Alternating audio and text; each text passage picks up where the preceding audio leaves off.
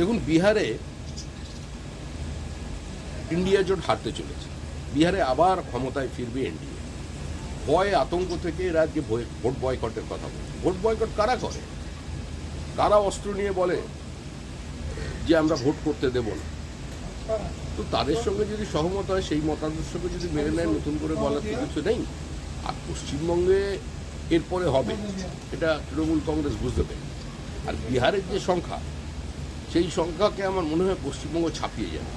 কারণ পশ্চিমবঙ্গ হচ্ছে বাংলাদেশি অনুপ্রবেশকারীদের ভুয়ো পরিচয়পত্র বানিয়ে দেওয়ার একটা এপিক সেন্টার, এবং সেখানে বানানোর পরে তারা ভারতবর্ষের বিভিন্ন শহরে বিভিন্ন শিল্পাঞ্চলে ছড়িয়ে পড়ে। তো সেটাকে তো বন্ধ করা দরকার। দেশটা তো ধর্মশালা নয়। আর কেউ যদি বেশি বাড়াবাড়ি করে, কেউ যদি এই সাংবিধানিক সংস্থাকে, সাংবিধানিক ব্যবস্থাকে ভাঙার চেষ্টা করে, সাংবিধানিক ব্যবস্থাকে যদি ভেঙে দেয়, তাহলে যারা সংবিধানের কাস্টোডিয়ান আছেন, যারা ব্যাখ্যাকর্তা আছেন সংবিধানে, তারা ব্যবস্থা নেবেন। রিভিশন একটা কন্টিনিউয়াস প্রসেস, সবসময় রিভিশন হয়ে থাকে। আর নির্বাচন কমিশন একটি সাংবিধানিক সংস্থা, স্বশাসিত সংস্থা। এখানে সরকারের কিছু করার নেই, কোনো রাজনৈতিক দলের কিছু করার নেই। তারা সংসদকে অচল করছেন, সংসদের সামনে ধর্ণা দিচ্ছেন।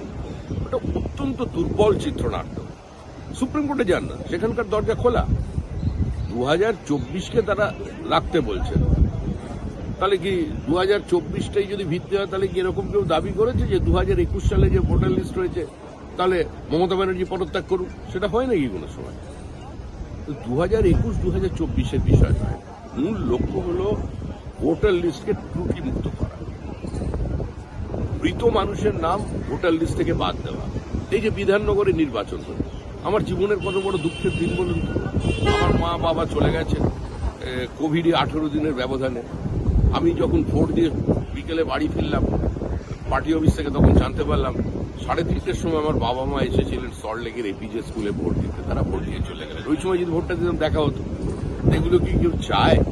তো সুতরাং স্বাভাবিকভাবেই রোহিঙ্গা মুক্ত, বাংলাদেশি অনুপ্রবেশকারী মুক্ত, মৃত ভোটার মুক্ত এবং ভুয়ো ভোটার মুক্ত স্বচ্ছ নির্বাচন প্রক্রিয়ার মধ্যে দিয়ে যে তালিকা বেরোবে, ভোটার তালিকা, সেটা সকলের গ্রহণ করা উচিত। এ তো সারা পৃথিবী এর দেখে হাসবে।